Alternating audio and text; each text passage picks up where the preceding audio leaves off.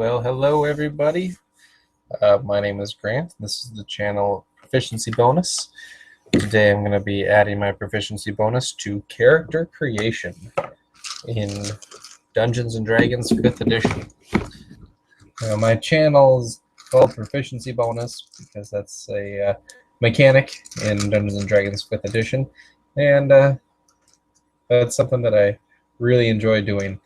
So far I have a lot more videos on Pokemon than I have of Dungeons & Dragons, but that's just how I'm rolling right now.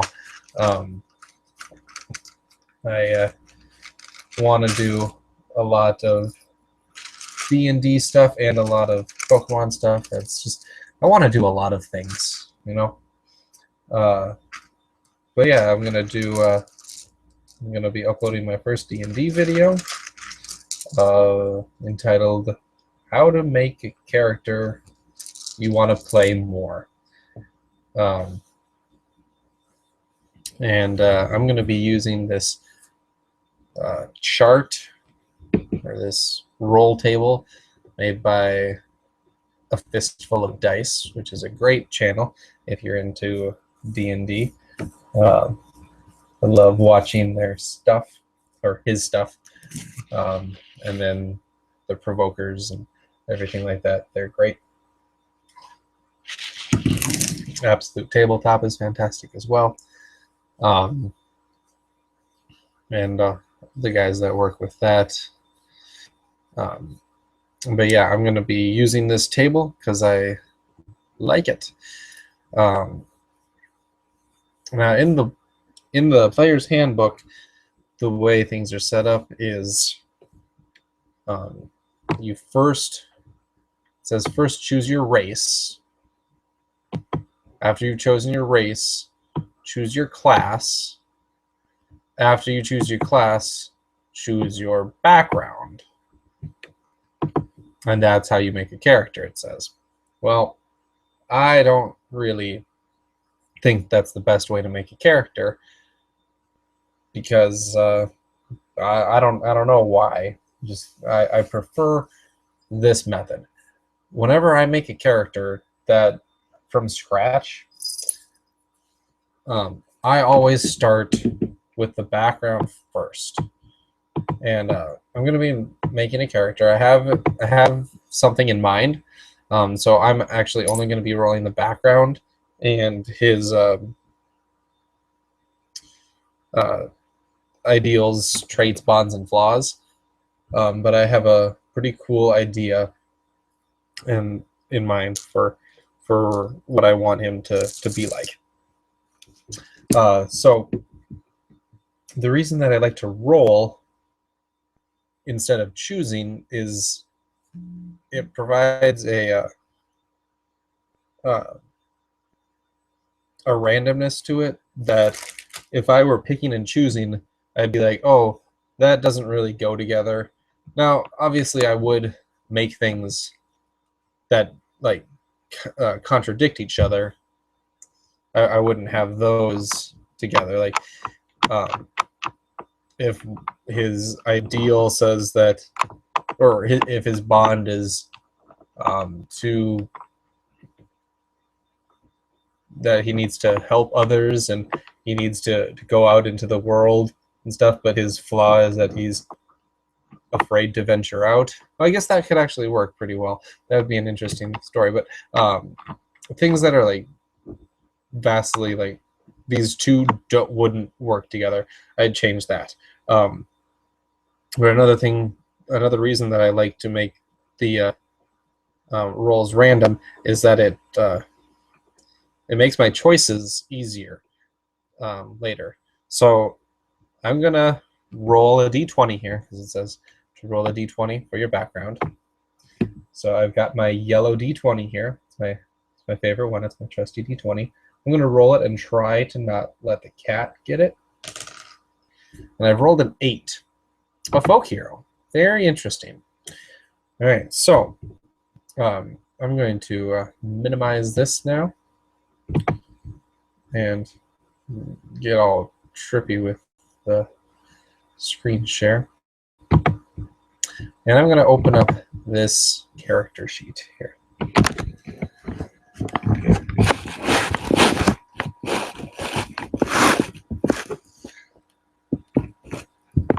All right, a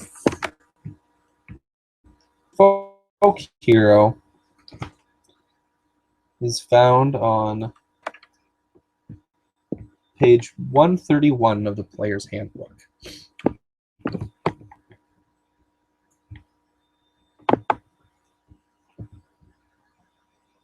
Let me click here. Folk hero. All right, and this person that I'm making this character for is not always going to be at the table.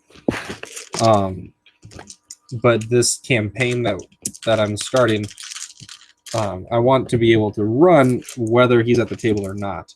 And so I had this cool idea of him being some sort of planar traveler where he's randomly pulled in and out of existence. And so he'll pop in at one point in the game and then pop out at another point, and he'll be a different age or have different experiences and stuff. And so that would also allow any player to play as him. So if we didn't have this Ben guy that we're having, that we're modeling it after, if we didn't have him at the table, we could still play. And even if somebody else wanted to play, we could be here. You can be this person, but now he's at a different point in his life and he's had different experiences, and so now he's acting like this. So he's going to be a folk hero, and he's going to be an Eladrin, which is in the Dungeon Master's Guide. It's a sort of elf, and he's going to be a rogue, and we're starting him at level 3. So going to the folk hero page. A folk hero, you come from a humble social rank, but you are destined for so much more. Already the people of your home village regard you as their champion, and your destiny calls you to stand against the tyrants and monsters that threaten the common folk everywhere. We get some skill proficiencies, so I'll pop those in here. And then some tools and some equipment. But first we got to choose our defining event. What we did to make us this folk hero character. And I like to put the defining event in this trait right here. I'm going to roll everything randomly for this guy's background. So we roll a d10 for the defining event. Let me roll this. Got a 4. I stole from a corrupt merchant to help the poor. All right, that's interesting.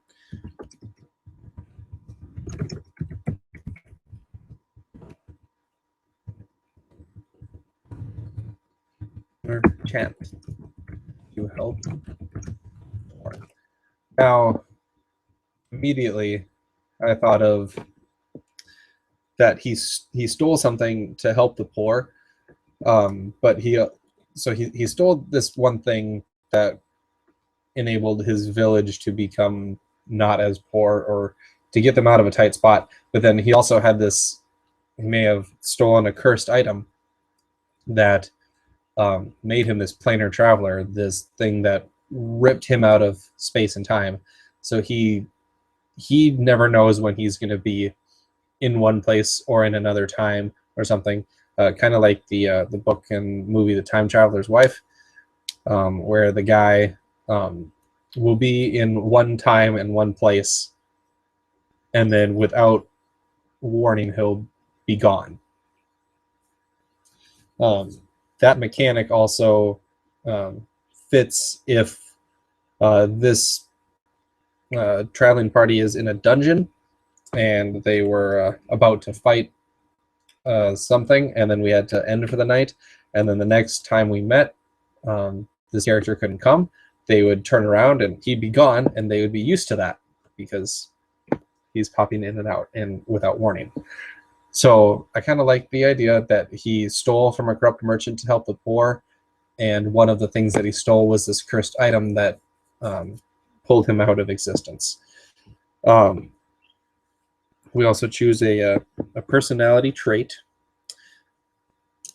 Let's see if I can get my yellow D8. Oh, my yellow D8 doesn't match the other one, so I'll use my red D8. A 3. When I set my mind to something, I follow through no matter what gets in my way. I like that.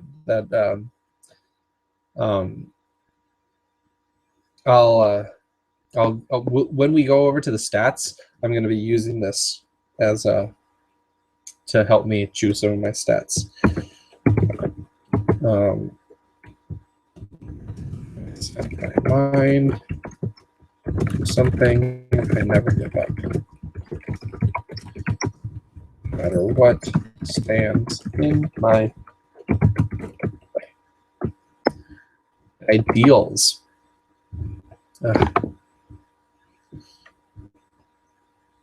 And let's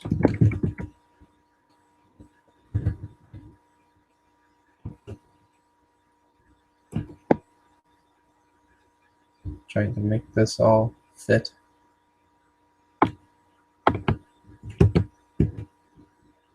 I set my mind. I don't give up. Okay, there. The app that I'm using, if I make things too long, it doesn't show up in the box. Anyway, ideals. For an ideal, we roll a d6, and I got a 6. Destiny. Nothing and no one can steer me away from my higher calling. Ooh. Nothing and no one can steer me away from my higher calling. And that's the thing about this character, that these traits, ideals, bonds, and flaws can actually change from player to player. So that might be something that I might have them do. If somebody else wants to play this character, then they might have to re-roll their traits, ideals, bonds, and flaws. That might be interesting. Bond is a d6 as well. James Bond. I got a 2.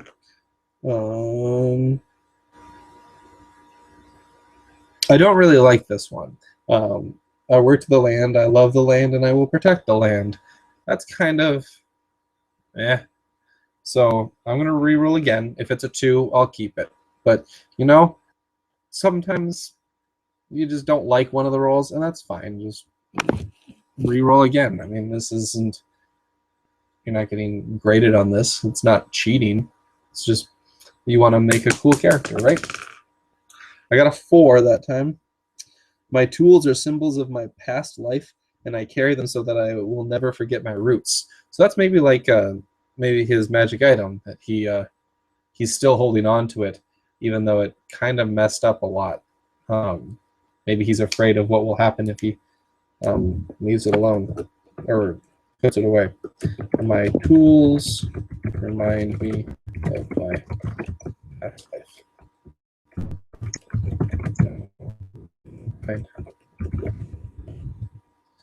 And a flaw. Yeah, that's a d6 as well. Number 2. I'm convinced of the significance of my destiny and blind to my shortcomings and the risk of failure. So he's unwilling to believe that he can fail.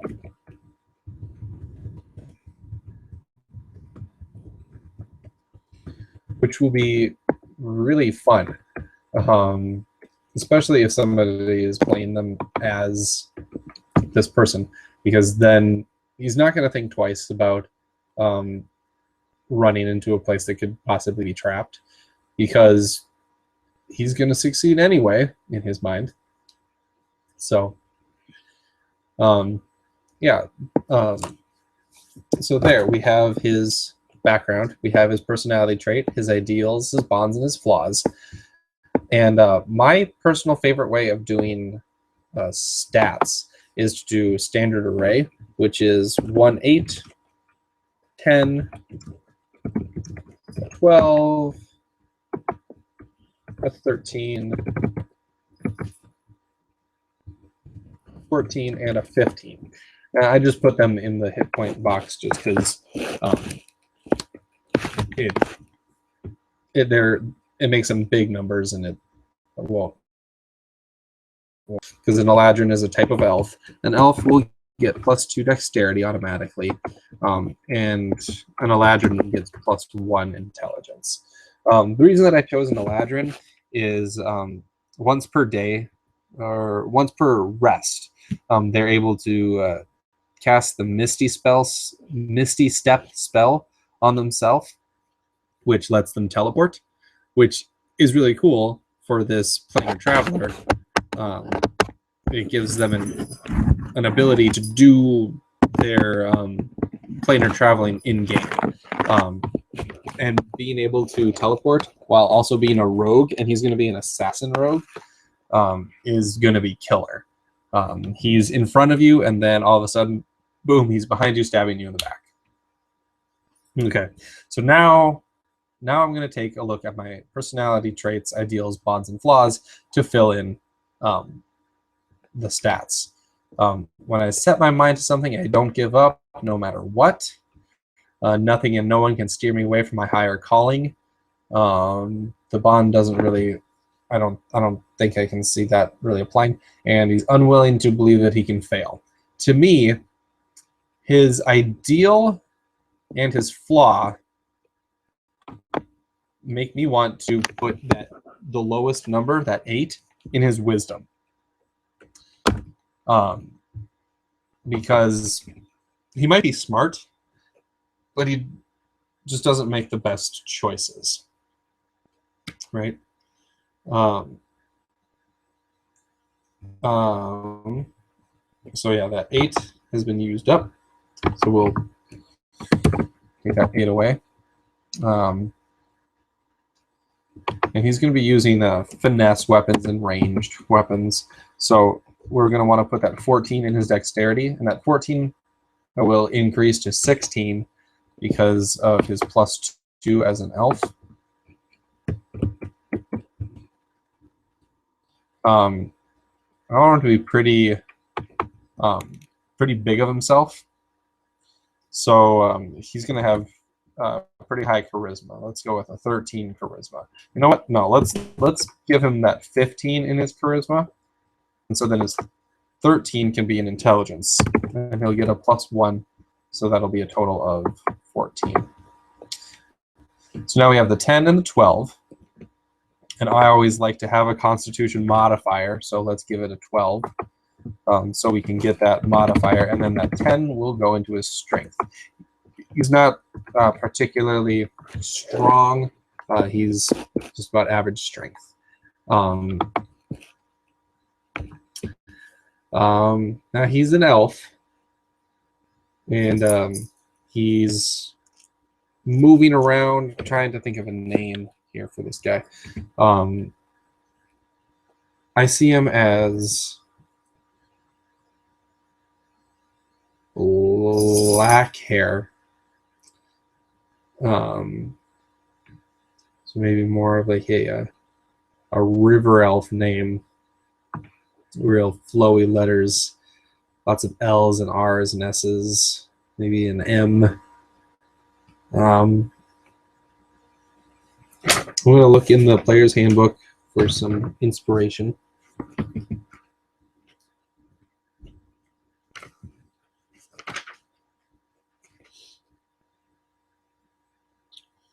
Male adult names.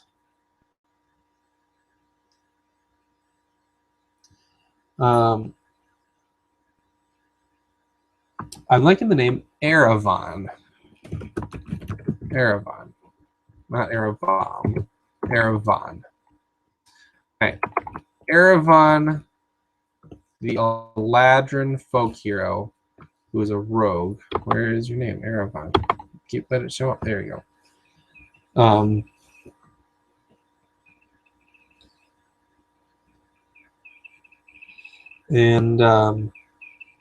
Yeah, so I like to have my background first to let me fill in the ability scores and have them make sense with the numbers. Like time I had the Sage background. So I did this. I did the background first, and his flaw was my favorite flaw in the entire game. His flaw was terribly awkward in social situations, which made me chuckle, and it also made me go, obviously, his 8 is in charisma. He does not get how to talk to people, so that pulled his charisma way down. I didn't know what his class was going to be yet, but that the charisma being so low definitely took out paladin, sorcerer, bard. Not because it would be bad for him to be that. It would be like I wouldn't want to play a bard with a negative charisma modifier, but because he's horribly awkward in social situations, he wouldn't want to be a bard. And so if I hadn't chosen the race and class yet, I would look at the abilities, at my ability scores over here, and go, let's look at this. He's got really high dexterity, really high intelligence, high charisma. And then go from there. Say, with that dexterity, he could probably be a ranger or a rogue or something. With that intelligence, he'd probably want to be a rogue, especially with that combination of dexterity, intelligence, and charisma. I would choose a rogue. Now, I've already chosen rogue, just because that would be a really good one. I've had this in mind already, and yeah, I don't want to drag this video on forever. I'm not going to sit here and build this character, but I just wanted to show you how I build a character, starting from background into class and race. So yeah, start with background, then fill in your ability scores, and then choose a class that would make sense. If your strength and your dexterity are both really low, your person wouldn't want to be a fighter. They wouldn't want to be out on the front lines because they don't know how to swing an axe or shoot a bow. If they have low intelligence, because that's what their traits, ideals, bonds, and flaws pointed to, if their intelligence is really low, they would struggle at becoming a wizard, and they probably wouldn't want to become a wizard. If they have no faith, because that's what their laws say, if they don't believe in anything, they probably wouldn't want to be a cleric, and they may not be chosen to be a paladin. However, if you would like to do that, that'd be something interesting as well. But that's a video for another day. I do also really like to make characters that non-imperfect. Yeah, the imperfect characters are fun characters, because if you have a perfect character, there's no place to go. But an imperfect character can grow and learn. And so I think this Erevan character will be very fun to play. That's all I'm going to do for today. So I'm going to go ahead and say have a good night. And until next time, may all your hits be crits.